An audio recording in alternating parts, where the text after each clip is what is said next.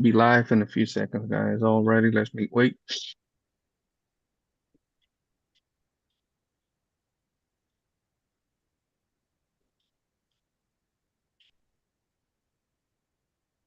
Yeah.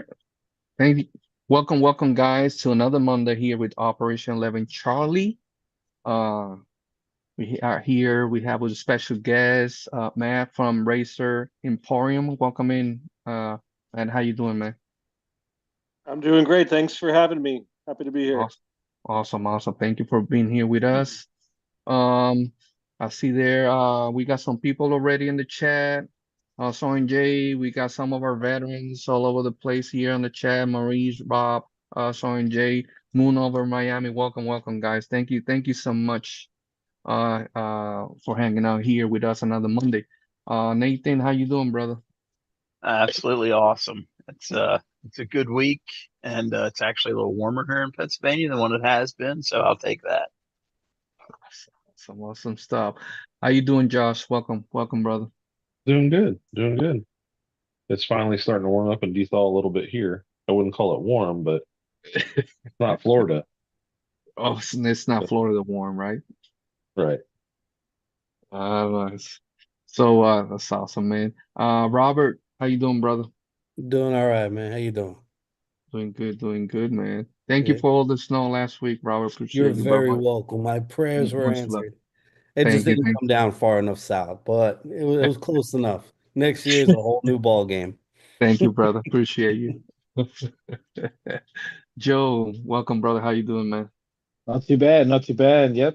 Same with Josh. It was nice to get above freezing today, and get some sun out and melt some of the ice that's around here a little bit. So Awesome. positive thoughts.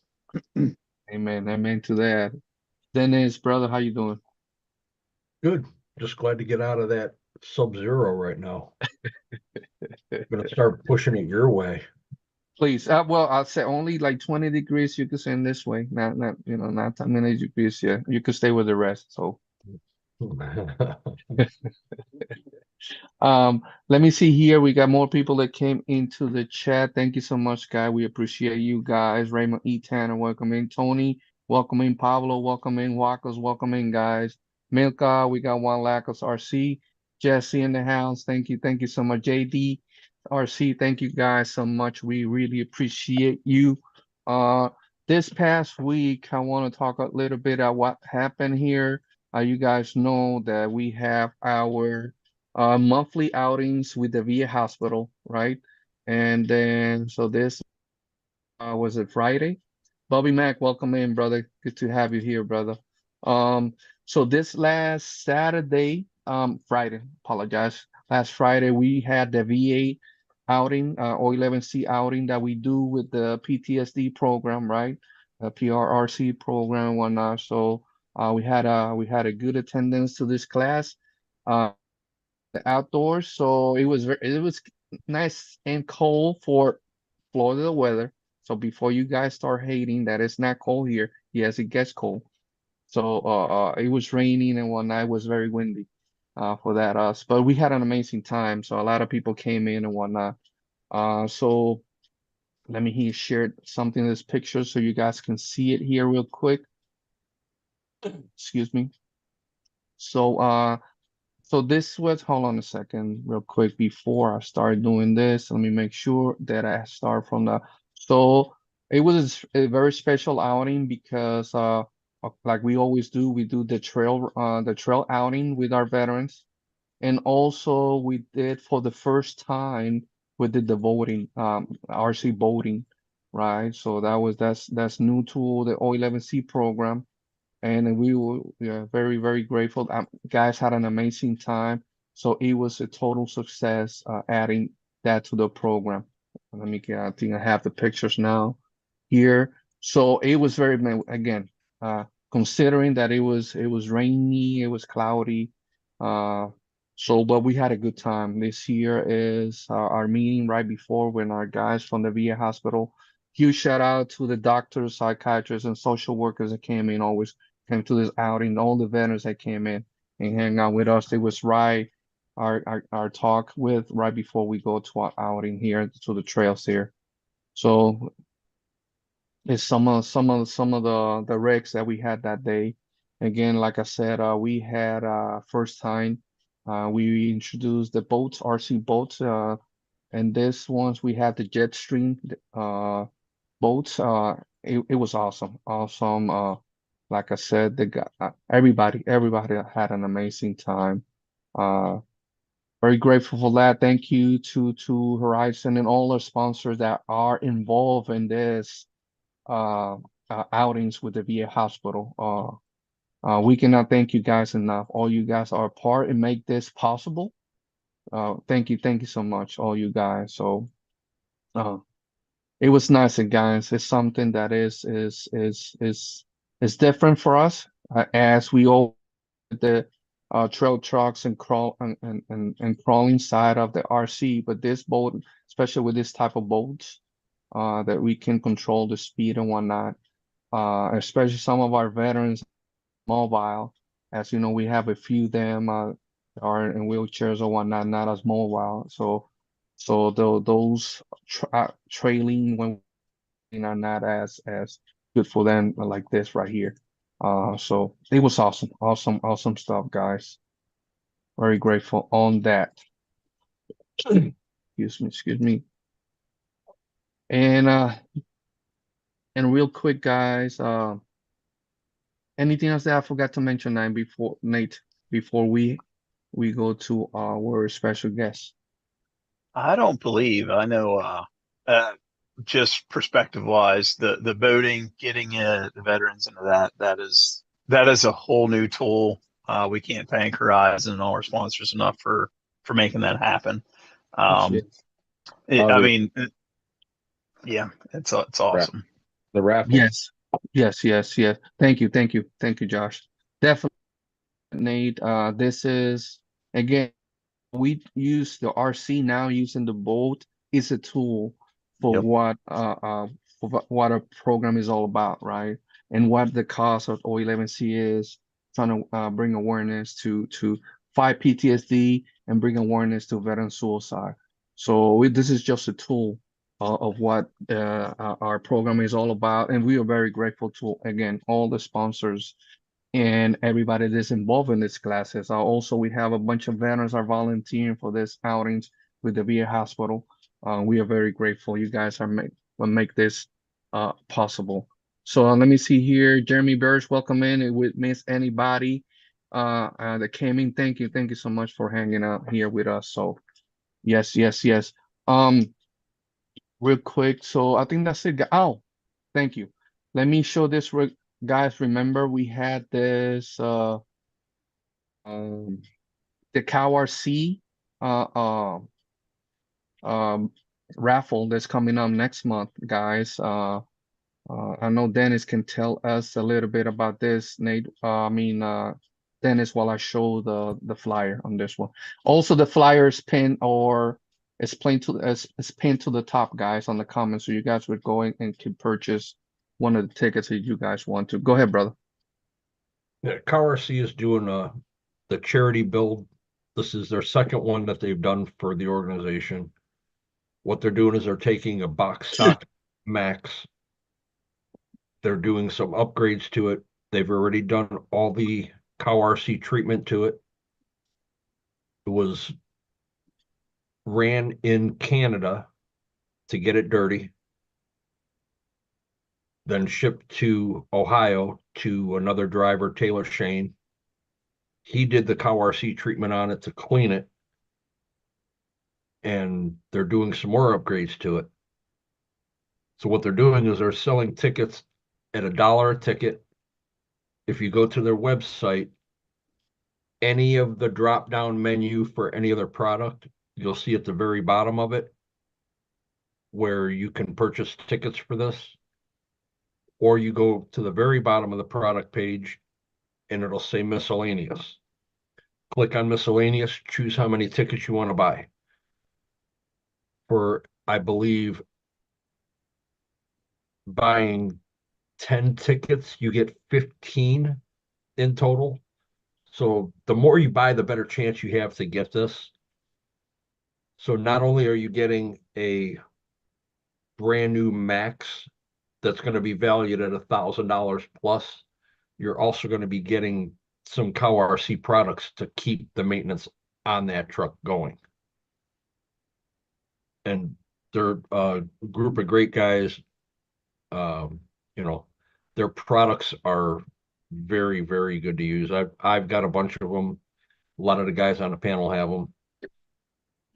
But for the organization, what they're doing is all the tickets, as soon as it's sold, all that money goes directly to the organization. They're not keeping a dime. So you got 2 weeks to get in on this.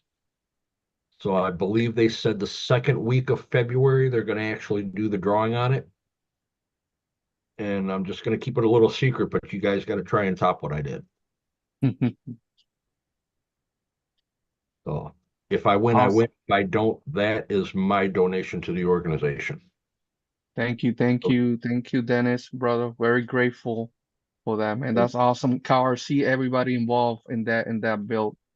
So So not only are you supporting the organization, but while you're there, you can shop on their page. You can buy some of the product, support them as well, because the owner of Cow RC is a big RC enthusiast. He was just looking for something to clean and simplify all of his RCs. awesome. So here, quick guys. Also, I'm sharing here before some links, guys, that are for a special guest. Nathan is gonna take over here in a minute. I gotta do. I'll be back, and then also, Robert, I know you want to talk about the event before we go to a special guest. I know there was an event this past weekend that you were part Yeah, of. it was Saturday. Before that, I know here we have somebody came in, Casey, Rex, anybody, JX, RC. Thank you so much. Take over, guys. Yeah.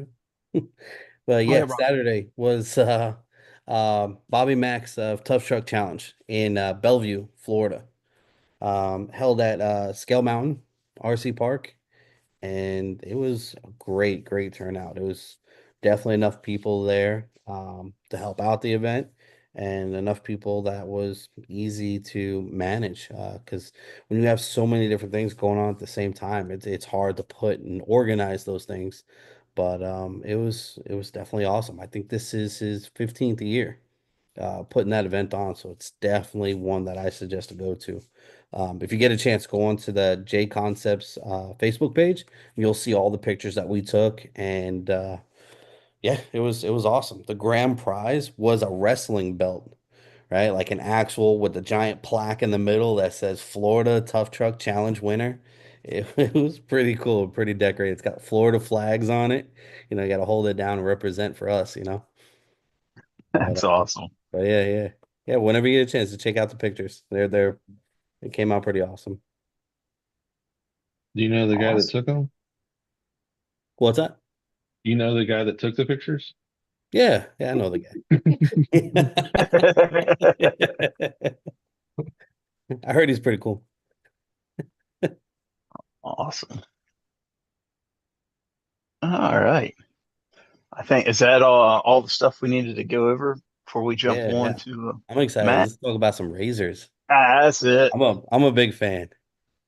So as This you can is see, I'm a mostly for big fan. All right. Matt, you go ahead and if you want to introduce yourself and we'll get things started. Well, thank you for having me here. My name is Matt Pisarcik, and I am the founder of Razor Emporium, and that is an online website where we specialize in all things traditional grooming. Awesome. And you're before we get into anything, I want to say I have used your service and it is phenomenal. The customer service is just out of this world. I actually called in, talked to somebody, and it was just phenomenal. So that's always good news. What got you started into collecting and into the whole process of taking care of razors and dealing with them? Pretty much just like anyone else gets into anything, just out of a necessity. I was in college at the time, and just kind of exploring new facial hair that was really kind of starting to come in thicker, and not really enjoying using some conventional products like electric razors or cartridge razors, and just had a lot of issues and irritation and torn up skin. And I was just like, there's got to be something better. And it kind of took me down a path of the rabbit hole, as anything really goes as a rabbit hole. And that took me to razors of yesteryear, of how they kind of used to be made and were made for decades. And um, I decided, instead of buying, because this is 2005, 2006, so Amazon wasn't around, and a lot of other stores weren't really around, so it was kind of risky to buy something on the web, on some internet site. So I thought about going out to like an antique store and finding like some vintage razors, and that set me down the path of finding some collectible vintage razors from the 1920s, 30s, 50s, whatever. And then that rabbit hole opened up more of which one is this, and what year is it from, and what metal is on it, and how do I fix it up, and why isn't it working right. And yeah, just kind of I'm somebody who very very easily can get kind of obsessive compulsive about things, and it turned into collecting a lot of razors, and collecting razors turned into offering services. And I was kind of noticing that the ones in better shape were worth more than the ones in not good shape. And so I kind of saw this differential between, if I bought it for $20 and it was potentially worth $100, well, how do I get that extra $80? Well, I got to do some work to fix it up or whatever. And yeah, it's now Razor Emporium today. It's been my full-time gig for going on 12 years this year. And I have 8 full-time employees, and we own a big 8,000 square foot warehouse, a lot of machinery, equipment. We have our website, of course, and we ship products around the world. It's expanded not just to razors, but also into all the different soaps and creams and aftershaves and brushes and straight razors and strops. And I mean, just all the different accoutrements in this world. And yeah, it keeps me busy. I know your website has a ton of stuff on it, that is for certain. Now, the rec side of things, that's your own brand of products made in the USA. What got you into wanting to go down that path as well? Um, so I'm sure you guys can relate. If you've worked on anything intricate, sounds like you guys are working on RC cars, or if you've taken apart a firearm or worked on an old truck or something.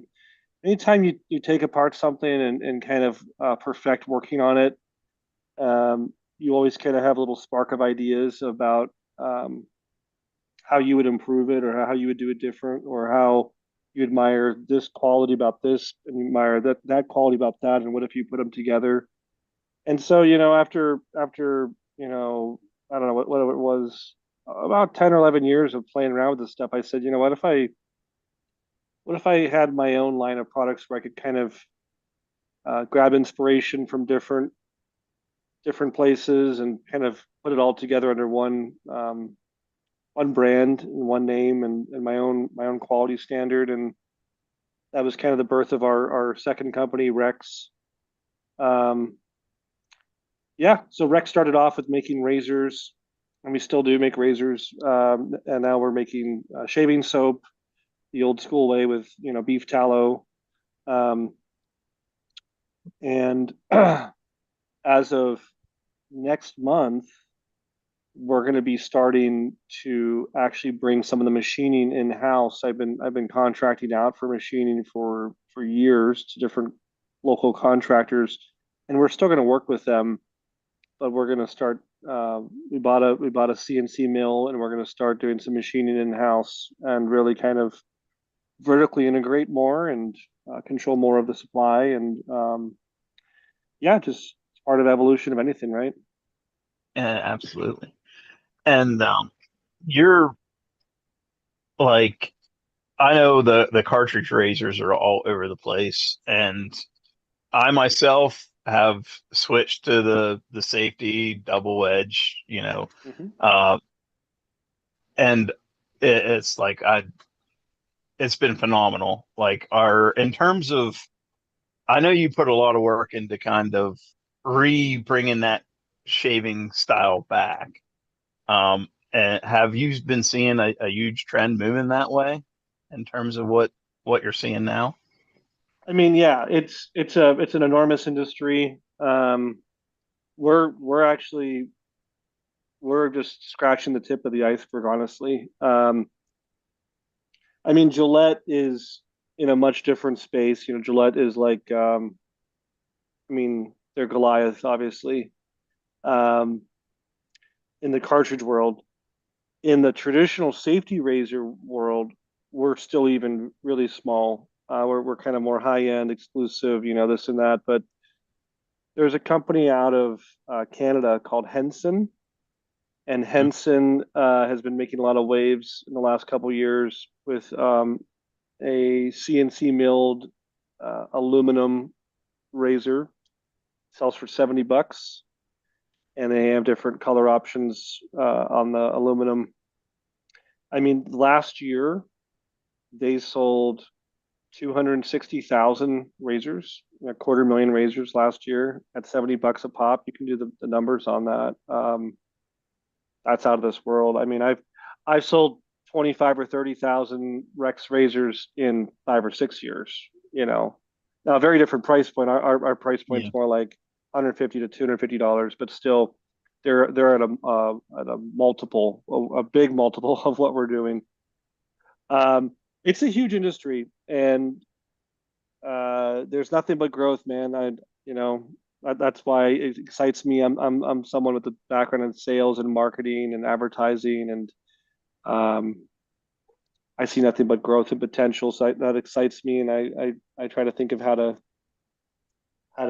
ride the wave, so to speak, and how to deliver great products to people and scratch the need. People have something that they want. Try to bring it to market first. I the cool side of it too with that is your YouTube. If people haven't checked it out yet, it is absolutely phenomenal. Everything from uh, reviews to how-tos to history. And one of my favorite things I've seen was you were talking about back before they had sinks in the houses and things of that nature. So if you want to kind of talk a little bit about that, to kind of bring some of that history side of things into this, that would be cool. Yeah, the YouTube channel started again just out of a pure like I'll be completely honest, I was tired of answering the same emails again and again and writing out a paragraph or two paragraphs every time about the same question.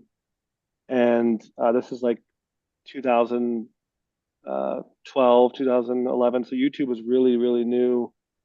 And so I would say, oh, I'll just use I was at the time I was working for Canon, like the camera company. So I had like a nice little Canon camera. And I was like, I'll just film myself like answering this question or talking about this concept and put it up on YouTube. And then that way, if someone has this question again, I can just send them the link. Well, that's turned into now a huge part of our business model. So we have more than 300 videos on YouTube. We have about 48,000 subscribers. We put out between 1 to 2 videos a week. Our channel has close to 12 million views on it for lifetime views. Um, it's been a huge tool. And then, yeah, I get to explain historical concepts. That's cool. I get to talk about new stuff that's coming out, reviews, tips, tricks, how to's, like you said. I try to answer things that you can't find anywhere else. Yeah, the history of shaving, it has lots of different areas that kind of culminate with kind of the history of, I mean, I hate to say it, but civilization, the way you know it. Um, the advent of barbering and shaving yourself, very much so stemmed from Gillette. It was kind of, it was really hard. Let's say it's 1870, 1880. You're here in the United States. Let's say it's, yeah, post Civil War, and you want to shave yourself. Well, you have to own a straight razor, and straight razors back then could have cost a week's wage. It was a lot of money to buy, and then you have to upkeep them. You have to have sharpening stones, and you have to have maintenance associated with them. And so a lot of people just went to the barber, and but that was full of its own problems. You had hygiene issues, you had bloodborne illnesses people didn't even know about yet. Um, you had, syphilis, hepatitis. You have all sorts of things that people just have no idea, and you're sharing bodily fluids really with people, and so Gillette got involved with trying to get people to shave at home, and that was their product, and that was turn of the century, 1903, 1904, and they advertised it as a barber shop in your pocket, and they slammed barbershops heavily, and and you really see the drop off of straight razors around that same time, um, and that's the world we live in. I mean, even women shaving. Gillette invented women shaving because for the first 20 years of their business, they didn't have a ladies' razor. Women they weren't shaved like that. That's just the look. And Gillette was, saying you're missing out on half the market here selling people blades and razors. So they started running ads of not being like dirty European women and showing women with armpit hair, and don't be unclean. You need to look, you need to look your best. You got to be a lady, and so they basically invented women to get to be grooming as well. So they're kind of responsible for the world we live in now. That's awesome. The another thing I found very fascinating from watching your stuff that I was totally unaware of with the razors was the fact that you could have, say, if you try one and the shave feels great, the next time it may not feel as great, but the next time it feels phenomenal again. It's just some variations in the razor blades, just because of how fast they make them and whatnot. If you want to talk a little bit about that, because I'm sure people's had that experience and didn't know what actually happened. I mean, there's a lot of variables. It's like a car, like there's so many different moving parts. So, I mean, it can be the razor blade. It could be, did you take a shower that before you shaved, or you just kind of lathering up and just kind of dry shaving, on top of dry skin, I should say. Um, how long's your hair? Was it 1 day of growth? Was it 4 days of growth? Yeah, how many shaves are on that blade? Did you have three shaves on that blade, or was it closer to 10? There's a lot of variables, and that's why kind of, getting like the damn fine shave is always kind of the goal a lot of people try to chase, and it's no different than just a few minutes before I joined this podcast, I was grilling up a steak, and when you grill a nice steak and it all comes together, it's glorious, and sometimes you do better than others, and it's just part of the experience. That's why people love it. Or making a nice cup of coffee in the morning, you get it just right, and everything tastes just great, and it's awesome. Awesome. Well, we're waiting on Javier here to go over the website. And the other thing I wanted to talk about, kind of a little out of sync here, but I know you're having some events, like shave events, things like that at your location. If you want to kind of go over that a little bit, just Sure. kind of share what you're doing there locally.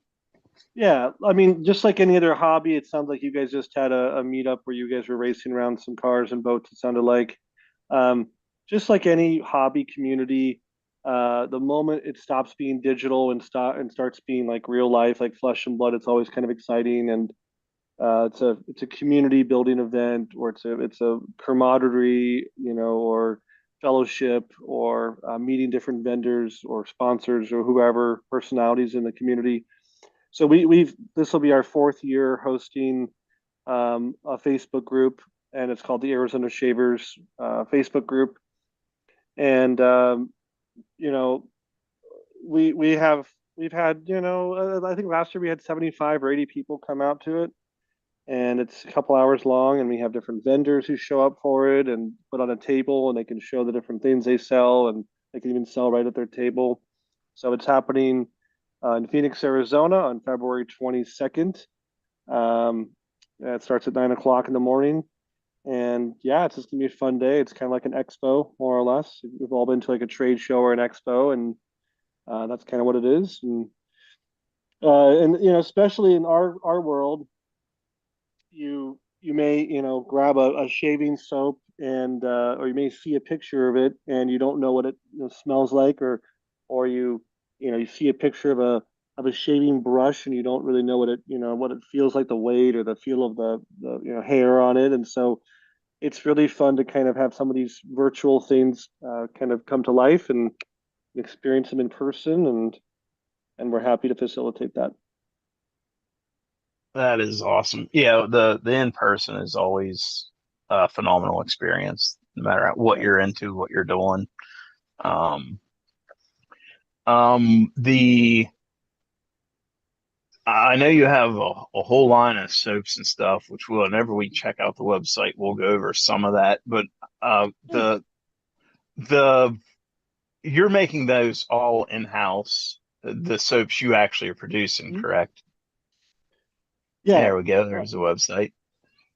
Yeah, we've been making soap since 2017, 2018. I mean, I say this lovingly to all the other artisans making soap. It's not that complicated to make soap compared to the other things we do.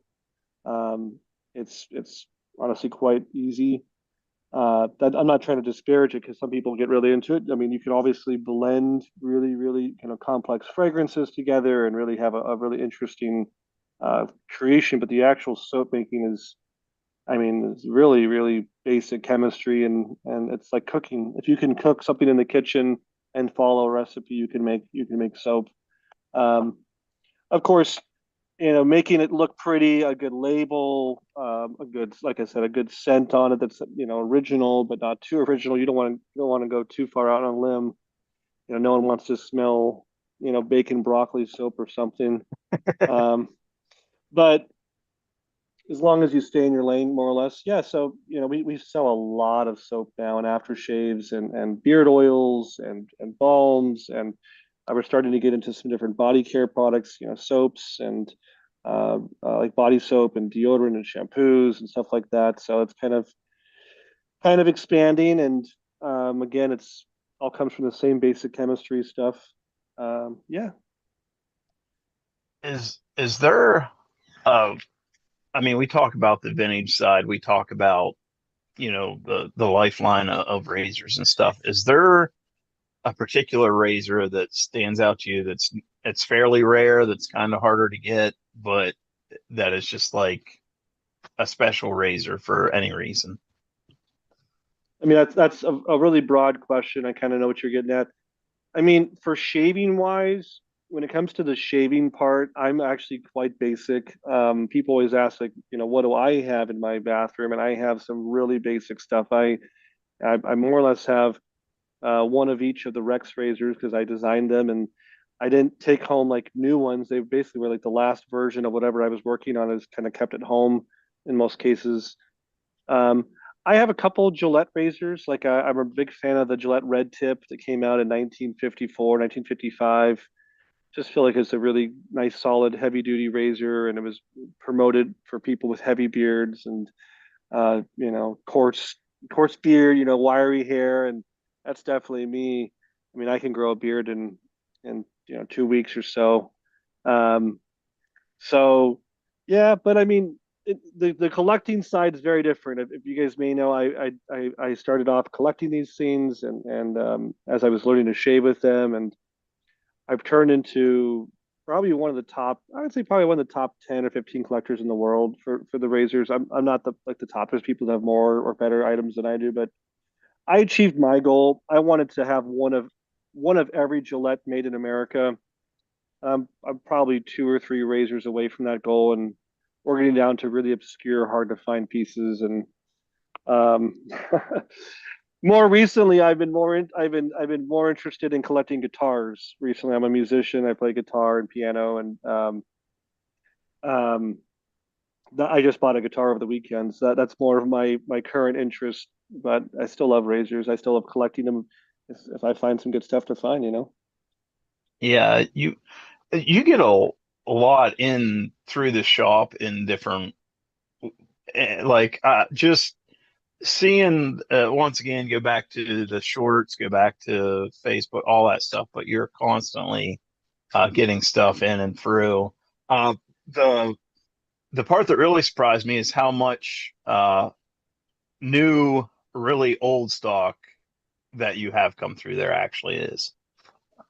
I'm always blown away where people contact us, you know, and it's just kind of it's a consequence of the prominence we have online. If you search anything, safety razor, straight razor, vintage razor, Gillette razor, we usually come up naturally, just organically. I don't pay for that, which is great.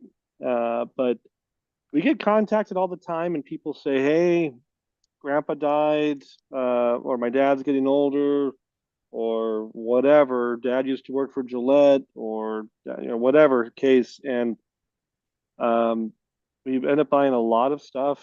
And I keep the cream of the crop. That's kind of how I built my collection. I enjoy a good deal. I'm still a salesman at heart, and so I hate paying retail. I will not go on eBay and just put in a bid on an item. Like it's not fun for me. That's like fishing in a bucket, or shooting an animal that's like a caged animal. It's like I love the thrill of the chase. I love the thrill of the hunt. I love the thrill of the story. Almost every razor in my collection, my big display case, I can point to and say like where I found it, or who I got it from, or what I traded for it, or what great deal I got on it. And that to me is half the fun, is like telling that little story. Um, yeah, we actually just in October I went out to Pennsylvania, and we just south of Pittsburgh, and I got a huge razor collection. In fact, it hasn't even arrived yet. I had it boxed up. It's coming out here on a semi truck, along with this machine we bought from another manufacturer of razors. That CNC mill I was referencing earlier. The palette of razors is coming out with it. It's hundreds and hundreds of razors. This guy was just obsessive and just sat on eBay and just bought. And I mean, we walked into his, and the sad thing is he passed away, and his widow contacted us, and I booked a plane ticket and went all the way out there, and his basement was just full of display cases everywhere. I mean, he was really, really, I mean, he must have had 800, 900 different specimens. Wow. And some guys Wow. they get into this, and Yeah. he was into motorcycles and razors. I'm trying to think of what else he had. Just like lighters and stuff like that. It seems like it's always the same kind of things: lighters, watches, cigars, whiskey.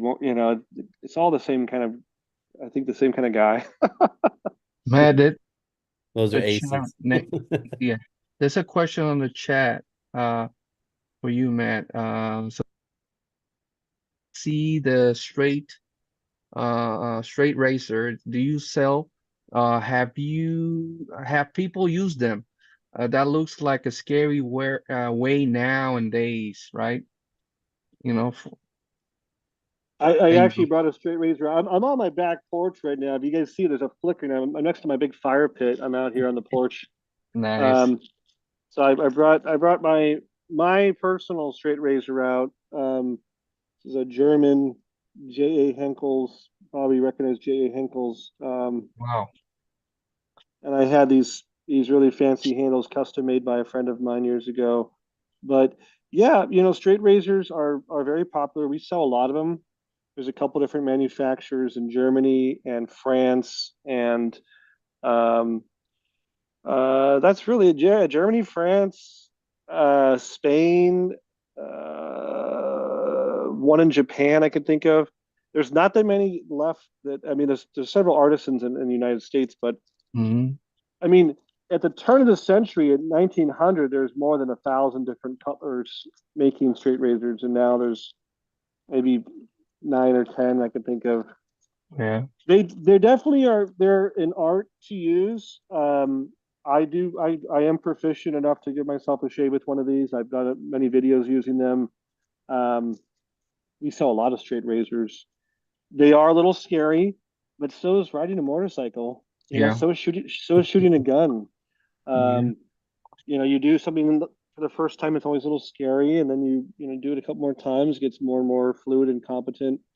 Uh, a lot of guys like that. They like the thrill in the morning. They like that, exhilarating feeling of holding a sharp piece of steel, and or they use it. Maybe they don't do it every day. Maybe they wait for Saturday or Sunday morning where they can have some more time and they can really enjoy it because it does take longer.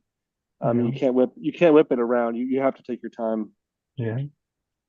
Yeah, still the barber shops that still use those. That's why my barber uses so straight Mhm. Same. razor and whatnot. Yeah. Yeah. Right, Rob? Yep. See, I use my safety razor. So ever since, I became of age and had to learn how to shave, I learned with a safety razor from my dad. And my dad shaved with his dad's, and I have all three, so it's That's like, because I awesome. bought my own 15 years ago. It was a Mercer, and then my dad bought his in the 70s. I believe it was a Gillette, and my grandfather, he bought his while he was in the Navy in Germany, but I also think it was a Gillette, and that's the one, I believe it's called a TTO, to where it's just a drop-in blade and then it closes up on its own. I love that thing. But I didn't want to break it, so I kind of just leave my dad and my grandfather's alone, and that's why I bought my own. And I've been shaving since then with that. I mean, I know I'm growing a beard, but still got to trim the outside and all that. But I caught myself a couple of times not having it, and I did. I had to, go to the store and buy one of those regular Gillettes with 5 blades and all this other stuff. But instantly, it caused a reaction, and I have allergies. Everybody knows this. I'm a bubble boy, and I use that, and I had an important meeting I had to go to, and I just looked terrible. And I make sure my safety razor is with me no matter where I go. Yeah. So, but it's definitely an awesome experience, and I'll never use anything else. Yeah, I hear that from a lot of guys. A lot of guys get into this, and that's how I got into this was for the necessity, where a different razor product may cause irritation or ingrown hairs or reaction or whatever, um, razor rash, whatever. I would say that's honestly the most popular reason people get into this kind of world. And then the second most popular would definitely be people who say they either want to save money, um, or they want up the quality. Those are kind of tied, I would say, as a secondary reason. Like, I want a better quality shave, I want to use better quality products, or I want to save money. And I always kind of laugh a little bit and say, well, you want to save money, don't fall in love with this. Buy one razor, one soap, one brush, and be done. Then you'll save money. But if it turns into a hobby, it's like firearms. It's like guns. Like I'm not a I'm a gun guy in the sense that I have a couple. Like my dad's like a gun guy, and he's got 30 or 40 or 50 different guns, and that's awesome. But you can't say you're saving money. Like if you want it for home defense, you just need one or whatever. But if it turns into a hobby, that's where it gets dangerous with any of these Yeah. things. I do tell people, however, shaving hobby, first off, it's way cheaper than most hobbies. You can spend 15 or 20 bucks and get yourself a new shaving soap. It's gonna scratch that itch for something new, and it has a new smell to it or whatever. um, and it lasts you 3 months, 6 months, whatever. That's a steal. No, I'm probably uh, gonna have to buy a razor today. I am, like, right. you gave me an itch, like I want a new one. So, like, Right. while we're talking, I'm on the website. I'm looking to see what I want to get. And the other thing is, this hobby compared, I keep on going to firearms because I just think firearms is a very comparable hobby, or guitars. Um, Firearms, let's say you do collect a bunch of firearms, you spend a lot more money on them. I mean, you guys know better than I do, I'm sure. You're not going to get a quality firearm for less than $700, $500, a Same thousand, thing for an RC 1,500. car. Right. But Yeah. you can, how often do you use that firearm? I mean, I'm not sure where you guys live, but here in Phoenix, if you want to shoot a firearm, you got to go to a club that has an indoor range, or you got to drive way out in the middle of the desert to, BLM land, Bureau of We're Land in Management Florida. They land. don't care. Well, they care here. So it's like it's just cumbersome versus shaving. You can grab your fancy razor and your brush and you can shave every morning in your bathroom. So it's like a hobby you get to actually enjoy and use.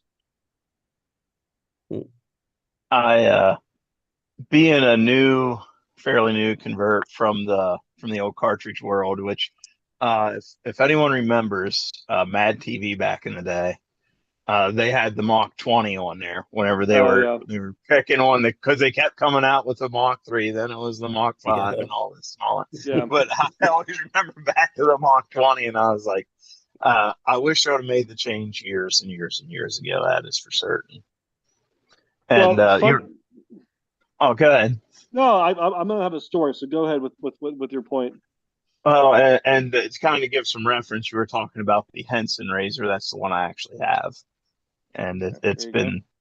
been it was a great transition razor, and Mhm. definitely enjoying it. And it is the medium, just for reference. Henson, the owner, the CFO, I should say, the CFO of Henson flew out to Phoenix last year, and we shot a video together, and we went to dinner afterwards. And this is where I learned some of these statistics about what they did in volume of sales. And I told him that to his face. I said, I love your product. Technically, you're my competitor because I also make razors under the Rex name.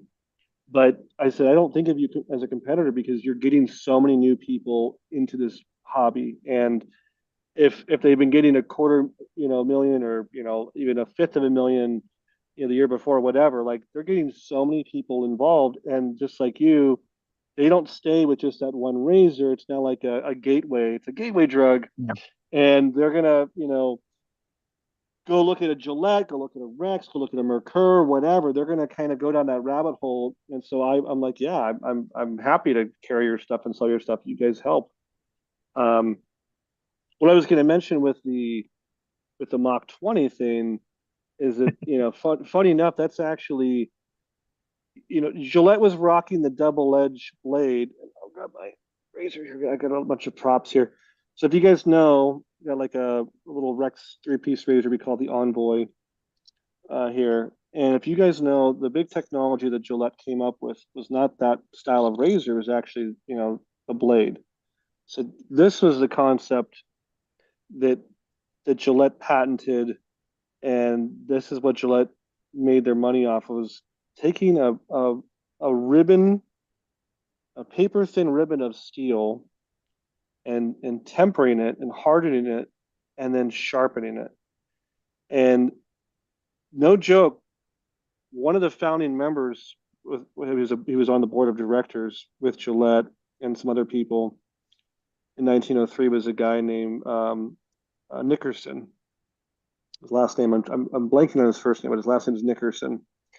And he like legit was an MIT like engineer, and it took his brain to figure out how to make these possible because Gillette got started with an investor in 1897, and they couldn't. I mean, spent 4 or 5 years trying to figure out how to make disposable blades, and it took this guy from MIT to figure it out. They basically made him a director and said, we're taking all of your IP, and that's how you're going to become part of this company. And he obviously did very well, but this was their technology. They ran with it from 1903 when they got the patent up through the early to mid 60s. So about a good 60 years. But they couldn't get any more patents. They kept on making it thinner. They kept on changing this little weird cutout so that it would fit only their brand of handles. That's why it has like these weird like little patterns here. It was more or less on for patents of how it will be received into the mating part and how these go together and will only fit. Well, as you guys know, with the patent trade office, you can't get patents forever. You have to keep on showing what's called an improvement. And they ran out of ways to say we can improve it after 60 years. I think patents usually last between 10 to 12, maybe sometimes 15 years. And so they had to really wipe the slate clean. And that's when they said, look, we got all this steel, okay, but the cutting edge is only this one part, this little one part down here. It's double edged, right? So they said, let's just take that little thin, ribbon of steel and suspend it in injection molded plastic, and we can actually and put it on a handle, and you can shave with just that. And that was the next big thing, was the advent of the cartridge. And of course, they started with one blade with the cartridge, and then after a few years, everyone was making one blade, so they had to get on their patent, and they made the sensor excel, and everyone was doing two blades, and then they had to make the Mach 3 and in the 80s, and it's always been a patent race. It always was a patent race. I'm just kind of wondering what's going to happen next, because they've been rocking the 5-blade razor. I think the Fusion came out around 2004, 2005. They've been rocking the Fusion. Now, they always do the thing about halfway through the patent cycle where they put the comfort strips. So we got the aloe strips now, or they say, oh, we made the blades a little bit closer, a little bit smaller, whatever. But they've been playing with the same design for 20 years with the Fusion. I don't know what they're going to do next. I don't know if they're going to do 6 blades, because somebody in South Korea owns, the IP on a 6-bladed razor, and I think it's absurd. I think people are getting sick of, just add another blade. So we'll see what they do next. But it's always been a patent race. That and the actual cost of the cartridges now compared to, because you're getting the 5 blades in there and you're only getting X amount, and it's insanely expensive. So yeah, they keep adding. It'll be interesting. I was told by somebody at Gillette, I won't say any more than that, that the margin is more than 2,000% markup. I And I that's can not see an it. exaggeration. It's not an exaggeration. It's fractions of a penny to make those cartridges, and then they sell them for $10 or whatever, $5. Yep, yep. I could definitely foresee that. Yeah. It looks like a lot of people on this panel could use a finding some. Yeah, I know. When I saw who was on here, I thought I should be talking about my beard care products. We're not going to talk about razors. Yeah, Yeah, we can that's actually definitely what I'm talk looking about at that right now too. on the website. I'm trying to Yeah, I find was something gonna. I'm not allergic to though. Well, I stopped shaving. I was telling Nate, I stopped shaving back in 2014 when I got out of the army. I've heard people say that, like, oh, you ever worried about, beards becoming a fad? And I'm like, they've always been in and out, and people have beards, they don't. I don't know if it's like ever a fad, but and then I get people who give me, crap about having a goatee and a mustache, and I'm like, hey, I like shaving. I own a shaving business, but it doesn't mean I have to shave everything. Like, why do I stop here? Should I shave my eyebrows next? How about my head? Should I Right? shave my head? Yeah. Like, why should I stop? Just shave everything. I'm like, I like myself with a little bit of facial hair, and more importantly, my wife likes me with a little bit of facial hair, so that's what I do. That's got to be tough making all the videos where you're shaving all the time. Yes. So Well, as you guys know, it's all about a schedule. So like, we didn't shoot for the entire month of December, and we've only shot twice so far this month. So I had about a good 4 or 5 weeks. I grew out a big winter beard, and I enjoyed it. My wife was thrilled, because when she first met me, I had a beard, and she just, so I was like, yeah, I'll go 4 or 5 weeks. But yeah, there's always a production schedule, and I did some different fun things for November. You guys have heard of Movember, for Men's Prostate Health Awareness. So I trimmed the goatee and just had the mustache, and I let it get really big, and I mean, I looked like Burt Reynolds. It was great. It was awesome. Um, I do fun stuff like that, or do a video where we shave it all off or whatever. So you can always get creative with it. I have to shave every time I go home. My wife likes to look homeless when I'm. So there you go. And like you said, ultimately, if you're in a relationship, that your partner has a lot to do with what you're going to be doing there. Very true. I'm liking these Goodfellas. Goodfellas smile. I Yeah, like. those are from Italy. We sell a lot of those, and yeah, they're good. They're well made, and they're a great value for the price. They're definitely in that same Henson Mercur kind of price point, and I think they pack a good punch for the price. Besides Rex, what would you choose? You I know, I'm mean, gonna. like, like I said, I've been a salesman my whole life. I always just like if I was selling a camera or a TV, or I used to sell home theater systems at Best Buy. I always just ask, "What's your budget?" Because really, it comes down to the budget. Like, Well, yeah, I see they're that all, there's a $400 one on here, and I'm kind of yeah. like weighing like, why is that one worth $400? I mean, heck, Just we one had there. the most. I think the most one of the most expensive razors, production razors, you can get now is out of Switzerland, and it's $1,000. Yeah, And I bought one just to make a YouTube video, just to basically troll people, because I I knew, know what as that's you like. guys know, it's all about the comments. And as you can imagine, we said $1,000 razor, put to the test, and I think we were like one of the first channels to have one of them. They just had come out, and so many people were giving me shit, or I shouldn't swear, giving me heck about it.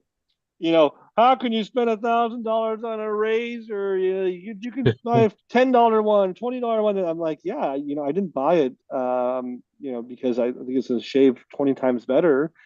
I bought it really because I wanted to support that vendor who made it, and he did a beautiful job, and he had I mean, the most exquisite packaging I've ever seen to date, anyone's ever had. It was like opening a Rolex watch. It was just box upon box, and you had like a passport, like legit. It looked and felt like a passport, and you open it, and it had all those blueprints inside with 5 different languages of the world and all the things about the race. Yeah, And see, it's like, that's nice. okay, That's the experience. I like that. yeah, Yeah. but Yep. you know, so I don't know. If you had, say your budget's 50 to $100, yeah, the Goodfellas is a good choice, or the Mercurs are a good choice. Um, Even a vintage Gillette, you probably can get like a super speed for that price. That would be a good choice.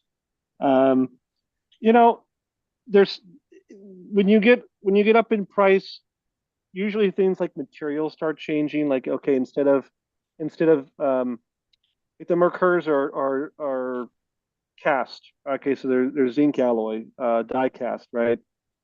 Um, Die cast is fine. It'll last you a long time. It won't last you 100 years. Die cast metal, if you've ever been around anything die cast, always breaks down over time, especially when it's exposed to uh, water.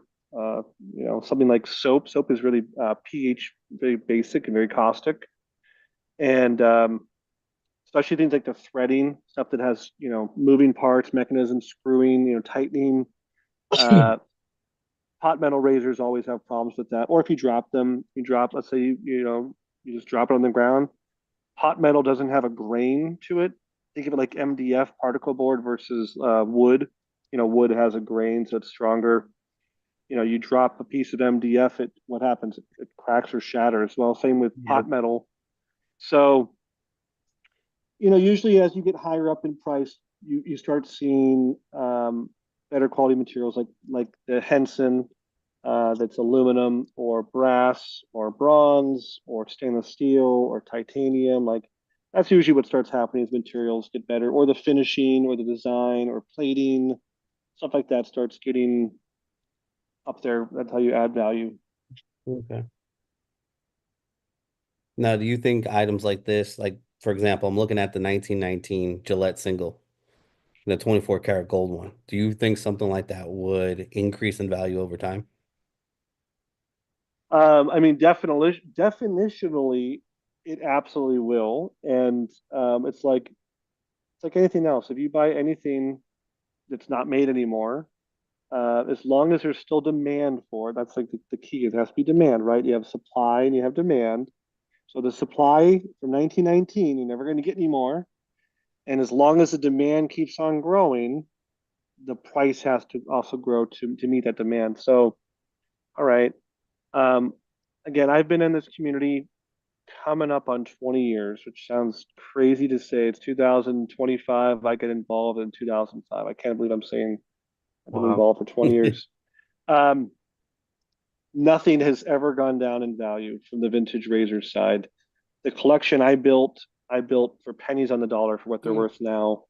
They always go up in value. It's like owning an old watch or an old firearm. Like they just keep on getting more and more desirable.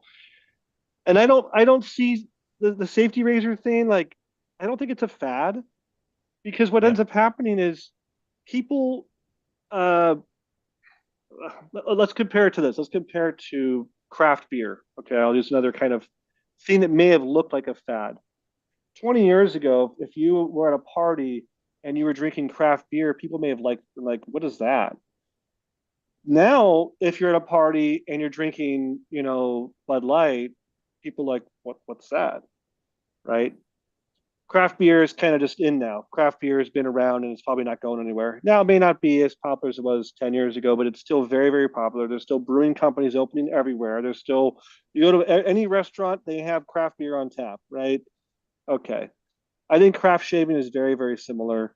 The people who get involved with it, they may not buy new products all the time. They may not go on the chat rooms and wait for the latest release of whatever, but they're still using it in their bathroom. They're like you. They have a Henson, they have a Merkur, and they're buying the blades, and they're kind of like an ongoing user, but they're not like an enthusiast user, right? The enthusiast phase for almost any hobby, as you guys know, is very, very much like the intro. The first 6 months or year of any hobby is usually the enthusiast phase, and then it kind of comes into maintenance phase. Like, I'll get the supplies to keep it going, or every once in a while I'll get something nice to treat myself, but otherwise, it's just not my new routine. Um, that's kind of how it is with the shaving thing. I don't think it's going anywhere.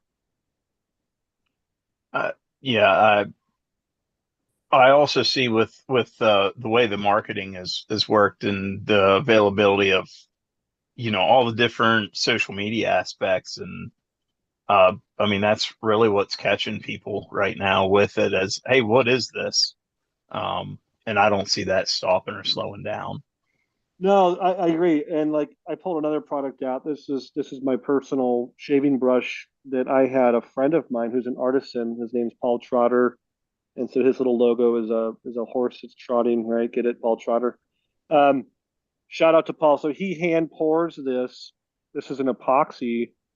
Sorry, not an. Oh yeah, no, yeah, it's epoxy.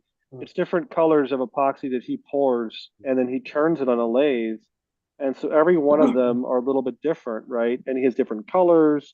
And you get involved with different kinds of hair, and this part of the industry has really picked up with people doing a lot more handcrafted um, varieties of things where they're adding some kind of value through their personal touch. It's not just a factory razor or factory soap. It's got this handcraft kind of element to it. That's huge. But yeah, I don't think it's going anywhere. It just keeps on growing. No, I'm on the phone. Sorry, my daughter came out to see me. I'm on the phone, hon. My little 4-year-old daughter's like, Daddy. Do you on your That's vintage awesome. items, do you offer a ticket of authenticity with them? No, I don't. Maybe I should, but at the same time, nobody can fake it. Let's just say this, and I'm not exaggerating. I've been to Procter and Gamble. I've been to Gillette multiple times as a guest. I've been invited to come out. I've toured their building. In fact, we did a video at their building. Um, Gillette can't make the razors they used to make anymore, and nobody can make them the same way. There are some people that make them that, for the first glance, may be close. But what I mean by that is that Gillette had to have the demand of millions of buyers to make the razors the way they did. That demand doesn't exist on that scale, I think, anymore. Let me put it more tangible context. Gillette used, sorry, my daughter's trying to crawl on my lap. Gillette used equipment that would have been like the size of let's say a Walgreens, like a pharmacy kind of thing. Like imagine an entire pharmacy filled with stamping equipment just to make a single razor model. There was a technology called progressive stamping, and we still use progressive stamping. It's, let's say you take a sheet of brass, because they all were made of solid brass, and you want to create that butterfly, that TTO style razor, like you're talking about, or even a razor like this, and you want to take a piece of material and you want to curve it or cut it out or punch shapes in it. You had to have a series of dies. They would slowly start to form that shape, and you may have to have 5 or 10 different dies to form a single component. And maybe some of these razors that are complex have 5, 10, 15 different components. You may, I'm not even exaggerating, you may spend $1 million in tooling dies just to make your first razor. Um, the scale was absolutely unbelievable. I mean, I have written documentation from the 50s. These guys were churning out 40, 50,000 razors a day, not the blades, the handles. Wow. It's unbelievable. So we talked about Henson did, $250,000 in a year. I mean, these guys are doing 40, 50, 60,000 a day. It's like a giant printing machine. You start it up and, you burn through 1,000 just testing parts, just making sure everything's good. But then once they're cranking, it's on a scale that's unbelievable. I have photos even of the Gillette factory in let's say the mid 1955, and the amount of people, hundreds of employees, and all this equipment, and people to maintain the equipment. It's on a scale that I don't think anyone could ever replicate. And so, do I have to put a certificate of authenticity?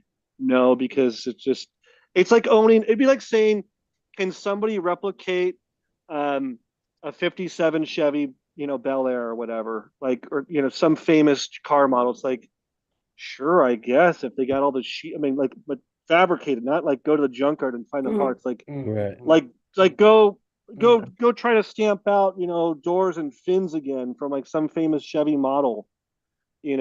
Sure, I guess you really could, but it's going to be really damn hard to do that. Like, what goes into making a car? It's insane what goes into making a car. And it's very similar. They have all these stamping dies for making cars, right? Like I get doors all and that. I was just wondering, like, if it would just stamp the year, because sometimes based on the year and the limited run that they had on particular models would make it more significant in a way to some people. I probably should do that. When we service that, and we do give them a certificate that we've serviced it. It has like a certificate of service warranty or whatever. I probably should do a general one for just the vintage items. If you just buy a vintage item from us, it maybe is either model specific or there's a place for us to handwrite, like what model it is and what year it is and stuff like that. We probably should do that. Sorry, I collect all kinds of stuff. So like I always look for things like oh, that, especially you're when I put no, it you're on right. display and it's like here's like it's authenticated, came from 1961, yeah, and all the details. I am taking notes. I'm going to tell my staff we need to do this because we're too far along to not have done this already. I guess yeah, I never thought of that. That's an easy one. I should think of that. I'll do that. Wow. Now some of the Gillettes, did they have, was there some models that had something stamped on them? Yes. So Gillette used serial numbers from 1904 to about 1931. So there's an individual serial number on all of them, and we actually have charts that have basically can decipher those codes and tell you what year. They didn't do any serials from 31 to 51, so there's a 20-year gap where there's no markings. Okay. But then they started again in 51, and they don't have a serial number. They have what you're kind of referring to. They have like a maker mark that has an alphanumeric. It's a letter and a number, and the letter refers. It's 25-digit letters, so there's no Q. So it's A through Z, but no Q. And A was 1954. B 1955, C 1956, goes like that, and then there's a 1, 2, 3, or 4 that refers to first quarter, second quarter, third quarter, fourth quarter, and in fact, Gillette still does that today. if you do have like a fusion razor or a Mach 3, if you actually look, there's a spot up near the head. If you look really carefully, they still are putting that same letter and number, and it's never stopped since 1951. It's been continuously still going, and so every 25 years it rolls over again because there's only 25 letters they're using, but they still do that. And Interesting. what's the significance and why they didn't use Q? Because when you stamp Q, it looks a lot like the letter O. It's really hard to see how Q and O are different. Okay. Sense. You think like, I mean, these stamps are, really, really Yeah. small on the parts. So Q and O just looks too similar. Is there a logbook that's out there that tells you more of the history and the details that you just gave? Yeah, you can go to my site. If you go to the date code section, or I own a lot of domains. I like to just give people the shorthand. So if you go to GilletteDateCodes.com, that'll just redirect to a page on my site that shows you a lot of this stuff. I own probably 50 or 75 different domains. Like I own OldSpiceMugs.com, RazorStrops.com. If, like that was kind of part of the journey. Like early on, I was kind of a pioneer in a lot of this. And if I found that there was a domain that wasn't bought yet for something popular, I would just buy it just so I can like redirect it to somewhere. So I can just tell people the shorthand, like, oh, go to OldSpiceMugs.com for the history. Um, I just like that kind of stuff. Cool. Right on. That works. Yeah. Yep. Do you want to bring up the website, Javier? We can go through some of the Sure. razors, and Yeah, let's look at I some cool definitely stuff. want to get into the beard care product. We'll check it all out and kind of get some. That's what I was looking at all this time, looking at the Yeah, that's beard fine. Look at the beard. houses. I mean, beard stuff's pretty basic. So you guys probably know if you have a beard, what happens is the skin gets dry underneath all the Hmm. hair, and you get flakes, and it looks like dandruff or like a snowstorm if you rub it. And so you want to put like a beard balm on or beard oil. People like different products. Some people don't like the oil feel. Some people want more of really it's like a balm product for the actual skin.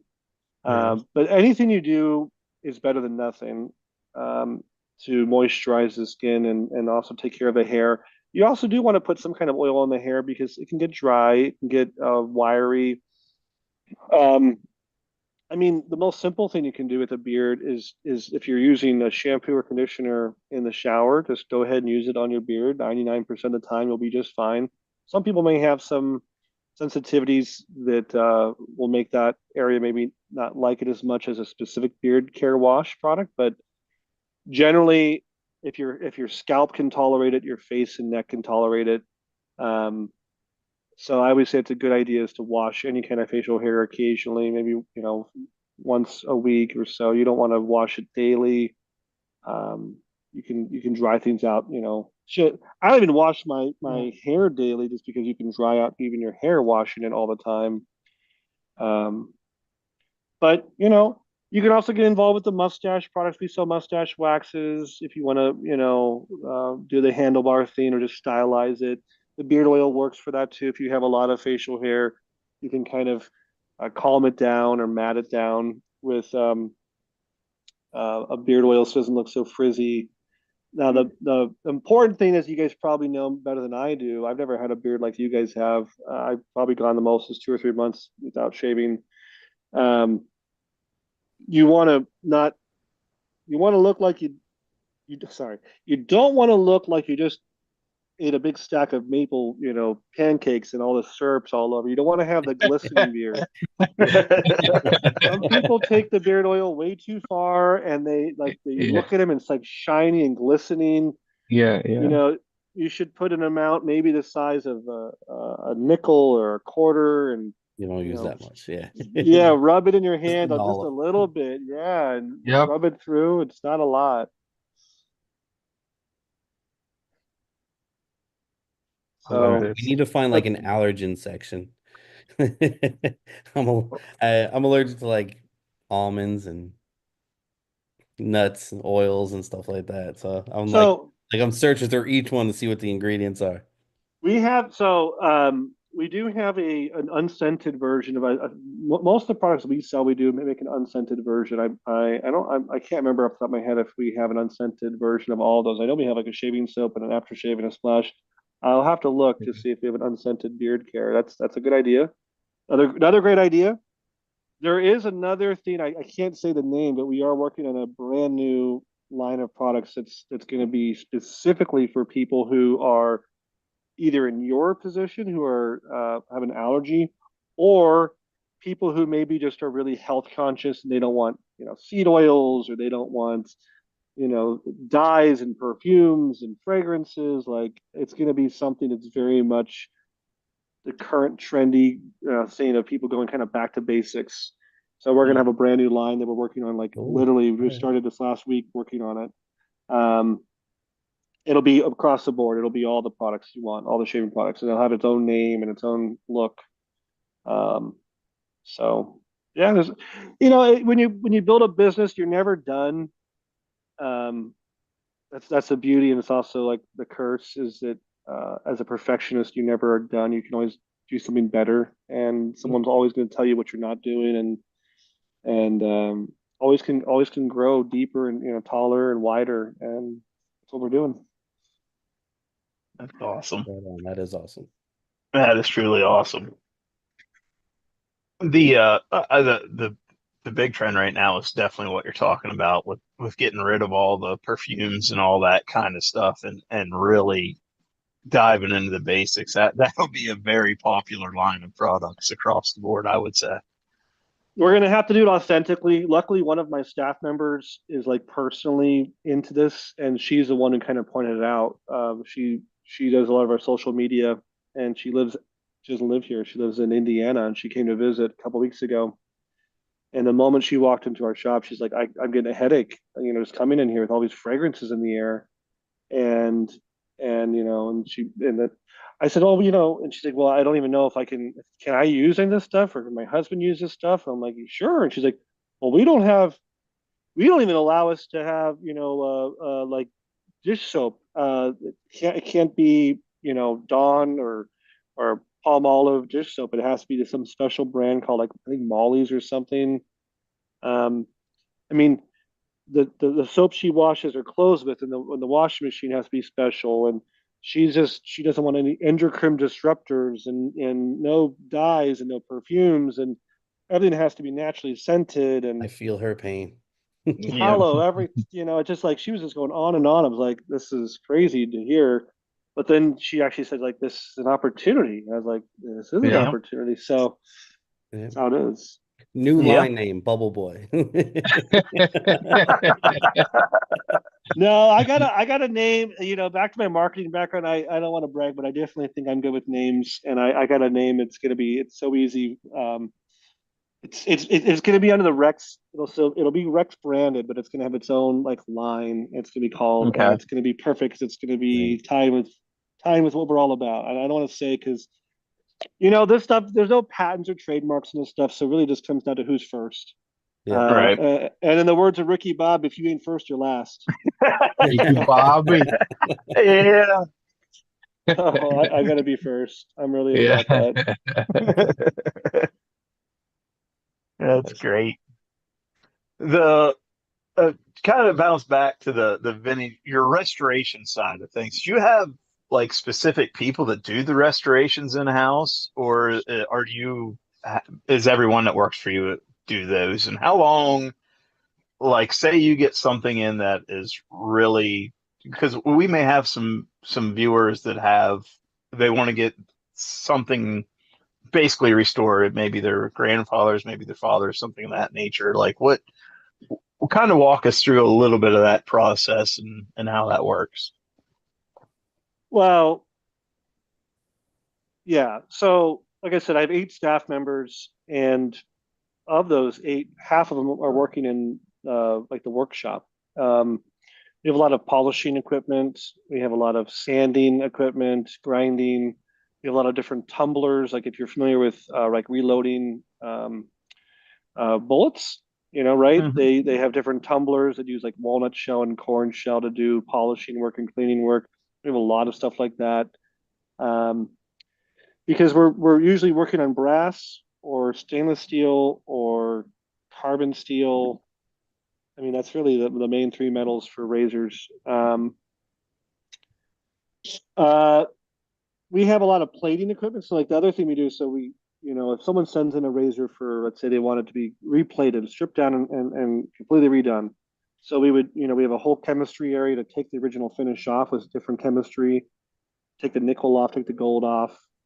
In an immersive bath, you're going to put these parts down inside of a bath that's maybe 170 degrees or 150 degrees, and it's a special caustic solution that'll remove nickel or remove gold or whatever. Then we take that raw brass. We may have to, it doesn't look pretty. We got to, clean it, polish it, sandblast it, whatever, tumble it, and then it's going to go over to plating. I do all the plating myself. There's a whole plating lab. Um, these tanks are like 100-gallon tanks, and we do different steps to do the right way. And we could do nickel plating or copper plating or gold or another metal called rhodium, which is kind of like a platinum group metal. Then they go back and get put back together. We do about between 50 to 75 replates a week, I'd say, in our shop. Wow. And then we probably do another 20 to 40, just we call it tune up, where we're not stripping it and all that. We're just more or less kind of giving it a really good cleaning and taking it apart, putting it back together, adjusting things. Those are called tune ups. So we're probably processing anywhere from 75 to 100 razors a week in the shop. I have two people that do nothing but ship all day long, just ship boxes. We have a lot of orders going on every day. I have another person and kind of a person and a half that help with making all the soap and aftershave products. I mean, we sell a ton of that stuff. I have one dedicated person just for Rex. That's all she does is she does assembly work for Rex. I have someone that helps with all the photography you see on the site. So there's a lot of hands that help make the company possible. But our tune-up service, let's say you find Grandpa's old razor and you just want it cleaned up. Our tune-up service is 3 to 5 business days. Like we'll get it done pretty quick. If it's coming in for stripping it down and replating it, we call that our revamp service, and that's, I would say, generally between 2 to 3 weeks. Um, some things can change. Sometimes everything doesn't turn out just perfect. Let's say we went to plate it and there was something wrong with the plating chemistry that day, or there's a wrinkle, not a wrinkle, but let's just say there's some kind of scratch or something like that. Oh, we may just strip it and redo it. So it could be 3 to 4 weeks instead of 2 to 3 weeks. So, but we try to crank stuff out. We have a whole software system that keeps track of all the different service tickets and tells our technicians what they need to work on. And yeah, it's pretty organized, and people can log in and check their status of where it's at, and they get little updates when it's at this step and this step and this step, and try to keep it organized. There's a lot of moving pieces, man. There's so much stuff going on. We have videos you can see of our shop, and it's like Willy Wonka's workshop in there. That is cool. It is truly amazing to hear how much you're moving and what you're doing in a week's time. That is awesome. So it is. It keeps us busy, like we're the biggest in the world, and I say that not to like brag. It's a very small niche market, but we are the big fish in a very small pond. But that's fine. We started to diversify a little bit. I had a client recently who came in, and they do firearm, like the glasses that you wear when you're shooting, I guess, and they have like the yellow lenses or orange lenses for like, I don't know, accuracy or something. I don't know, eye strain. And he's been in business for 20 years, and they sell like high end glasses, and he wanted us to do nickel plating and gold plating on these different frames. And so we have to polish the frame and then plate it. And this guy drops off 100, 200 frames a month for us to do. It's great, like, because we have all the equipment to sit there and polish and plate all this stuff. So we've kind of done a couple other little jobs like that, and some auxiliary kind of business. It's fun. And now, like I said, we bought this mill, and it's arriving in about 2 or 3 weeks, and we're going to start machining for the first time in our shop. Like that's going to be huge. Like hear a mill, cutting parts out of, solid aluminum or stainless steel. And I'm building an anodizing line right now. So we're going to start anodizing all these aluminum parts in house. I've never done anodizing before. I'm kind of somebody who I don't really get intimidated by novelty. It kind of excites me to do something that's new and unique, and it excites me to do something I've never done before. I don't get scared by that. I guess to me it's always like a challenge. I'm not someone who watches a lot of sports. If I was to pick a sport that'd be like my favorite kind of sport, would be like probably like a golf or tennis or something that's more in your mind. I don't know, or something that you're kind of competing against yourself really to Yeah. see how good you can get. And that I don't consider anybody my competitor. Some people have maybe one component of what we do, like, oh, they machine parts, or hey, they do restorations, or hey, they make soap, but no one kind of does everything under one roof, like honestly in the world. So I kind of just keep on saying, how do I make myself more and more unique and specialized so that no one can ever do what I do? Right. So It's definitely these awesome. these new additions that you're looking to add onto the business, is this going to be added to the made to order section? Like you're going to offer customizations, or are you coming up with your own concepts that you want to envision for these new products? It just depends. Like let's say for Rex, this new mill, the very first thing it's going to do is it's going to make an aluminum razor, and that'll just be under the Rex name, and it's going to I already have the name picked out, and it's going to be a Henson competitor with Henson. It's going to be a $70 aluminum American made razor. So it'll just be under the Rex name. It'll be in the Rex section. Um, let's say this line of soap, it's going to be free from all these different parabens and dyes and everything. It'll be under the Rex section. Okay. Um, you know, I kind of just see where it's going to fit in the mix. I try not to do too many things too far out of the scope. And somebody told me this a long time ago, and I always think about it with business. They said to me, spotlight, flashlight, laser light, and it's all about focus. Like they all have energy, they all have power. Like a spotlight's really cool, but doesn't have any focus compared to, let's say, a laser. So I try to always get myself as focused and targeted as I can, and stay in a lane that I know. Um, I think of like when you're an entrepreneur, it's scary and dangerous, and you're playing with like people's, especially when you take on employees, you're playing with people's income. Like I have 8 employees who count on me for their paycheck every week, and I need to make payroll every week, and I gotta manage how much inventory I'm buying, and all this different things, and money's coming in and out, and you want to do things that are calculated risks. You can't go crazy and take wild chances that could potentially like bankrupt you, or you don't want to have to come to your employees one day and say, hey, I'm sorry, I made a really big risk on something and I can't make payroll this week. Like you don't want to say that ever. So Yeah.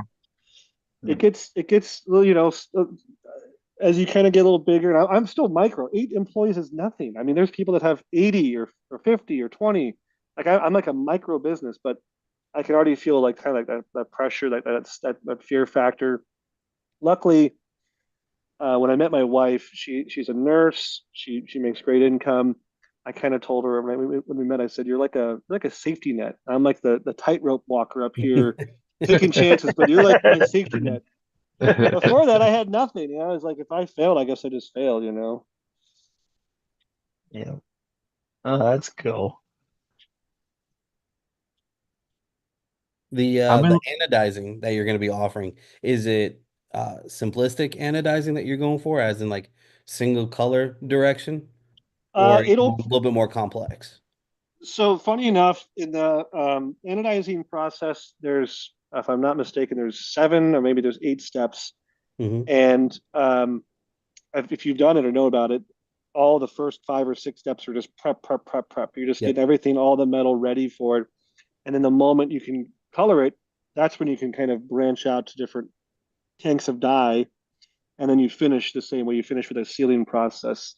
Um, And so we'll probably start really. I'll be like Henry Ford. You know, Henry Ford had a famous quote when he came out with the Model T. He said, "You can have any color you want as long as it's black."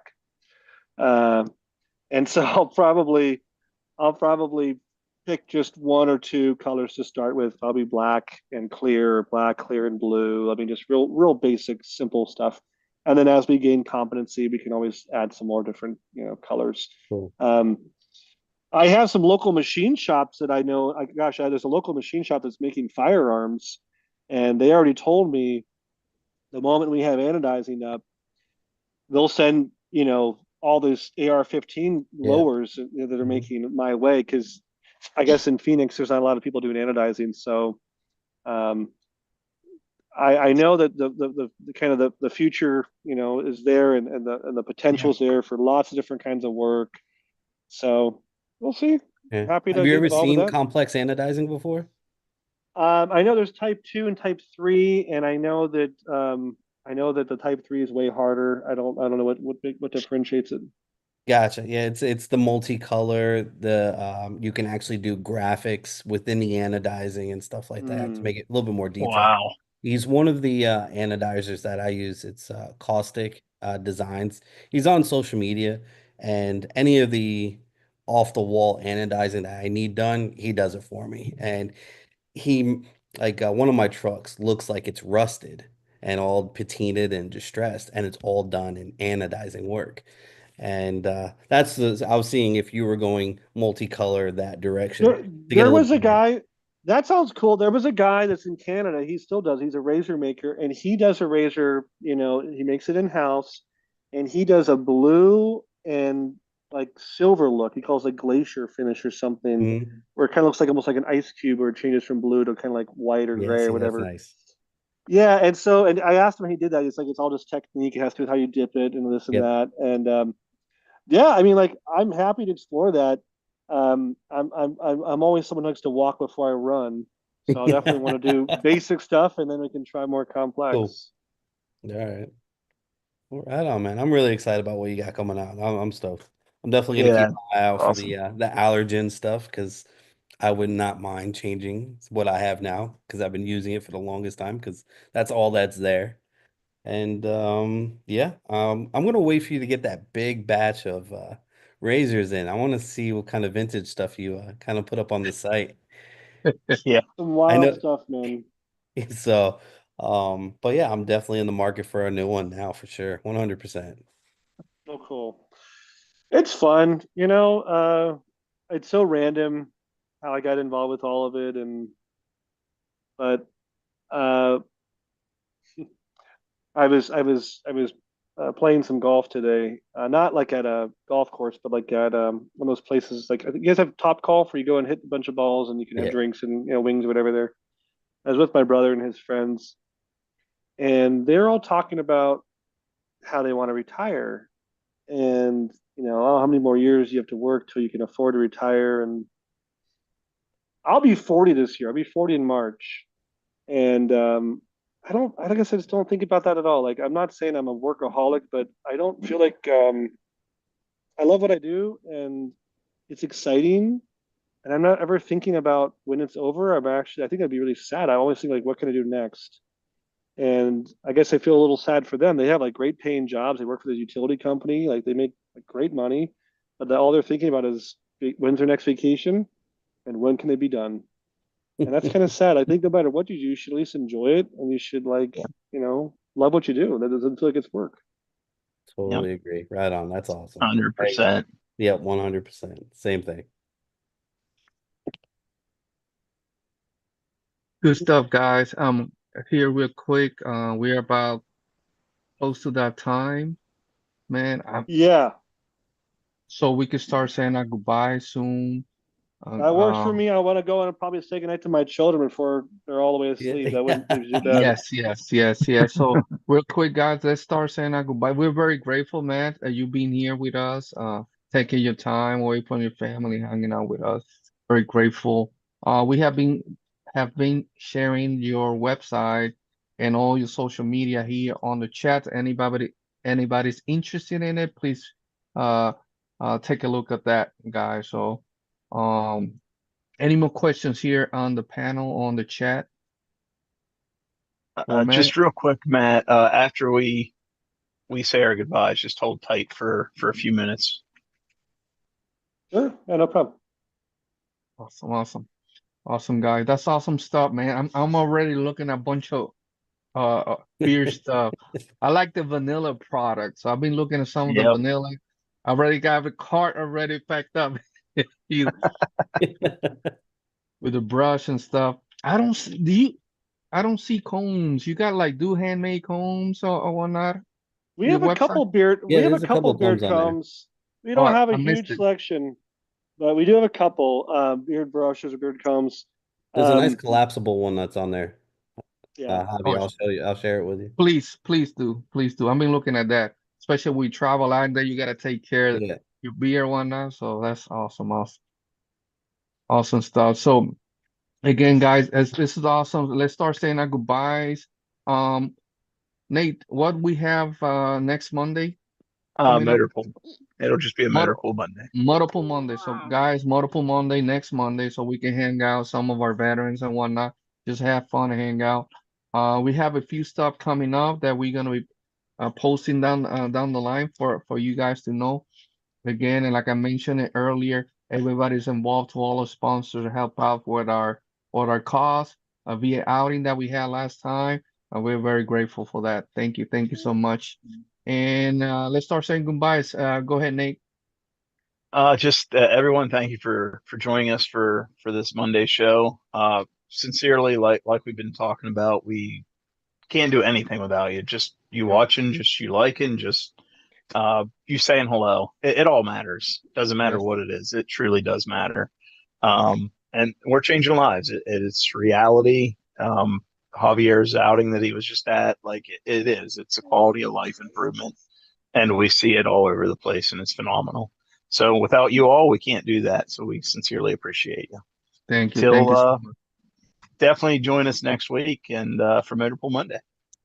Thank And you, a huge Nate. thank you to Matt for joining us tonight. Definitely. Thank you Yeah. so much for that support, man. Happy to be here, guys. Thank you. You know, I don't know everything about your organization, but it sounds great if you guys are helping veterans and you guys are, you know, kind of creating your own community, your own brotherhood. That's awesome, and happy to be part of it. And welcome. Be happy to come back anytime. You guys want to talk shaving again? You know, come back. Whatever you guys want to do. Awesome. Go ahead, Josh.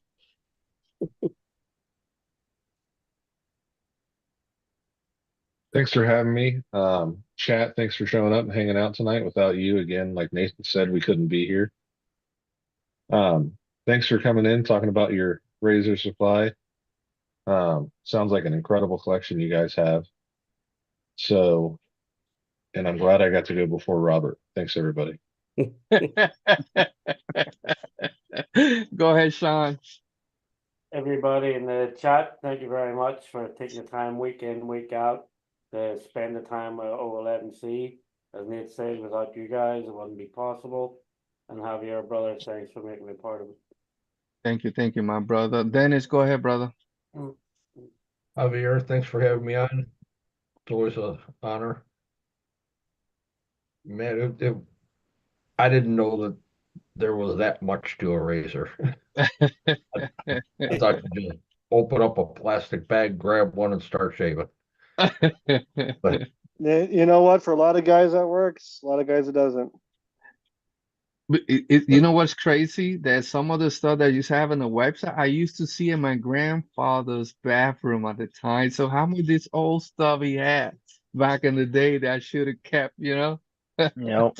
I hear that. I hear it so many times. People say, "Oh, Dad, you know, passed away. We just threw all of it out. We didn't know it was Yeah. worth anything." Yep. No, some of these razors can be worth crazy dollars. Some of these razors are worth 500, 1,000, $1,500. It's crazy. Yeah, wow. But again, everybody in chat, make sure you guys go over to CowRC and support the build that they're doing, support Yes. the organization, buy some tickets up, and see if you can win a $1,000 truck for $1. Amen to that. It does. Yes, definitely. Well said there. And Dennis, thank you so much. That anybody that was involved, everybody's involved in this build, and it's gonna be done next month, guys. Next month. So yeah, can't wait for that. Go ahead, Robert. Hey, so everybody that's been in the chat, really appreciate you guys hanging out with us for the last couple hours. We appreciate every single one of you for all your support. And if it wasn't for you guys, we wouldn't really be truly here and supported in the hobby as much as we are. So love you guys. Everybody that's in the panel, you guys know it. Love you all. I really appreciate everything you're doing. And Thank you. Matt, dude, what you got going on is really, truly is amazing. So like I'm really happy that you're on here. Like I can relate to what you're doing on so many different levels. I mean, you turned like a small hobby and interest into a business, and it's not at a standstill. Like you have so many ideas to make it grow and to take it further. I can't wait for the allergen department to come on so I can go ahead and pick up a few items. And I'm a collector, and you hit me in a spot like limited edition, vintage stuff. It's like I it's gonna be a rabbit hole. I know that if I buy one, I'm probably gonna buy at least a few more by the end of the year. Okay. But again, your passion, what you got going on, man, it truly is it's awesome. And I bless you for the future vendors, man. You take it easy. Yep. Hey, well, thank you very much. I appreciate you, all the kind words and your audience and, the different hosts tonight. And my daughter's out here. She just wanted to come cuddle by the fire. But yeah, have a great night. And I really appreciate being on here and happy to chat anytime, guys. Awesome, awesome. Thank you, everybody. Thank you so much for the support. And like we said, thank you, everybody that share and let everybody know of what O11C is all about, our cause. One veteran at a time, fighting PTSD, bringing awareness to veteran suicide, and using this amazing hobby as a tool for our recovery. So thank you so much for the support, guys. We'll see you next Monday. Safe out there. Peace.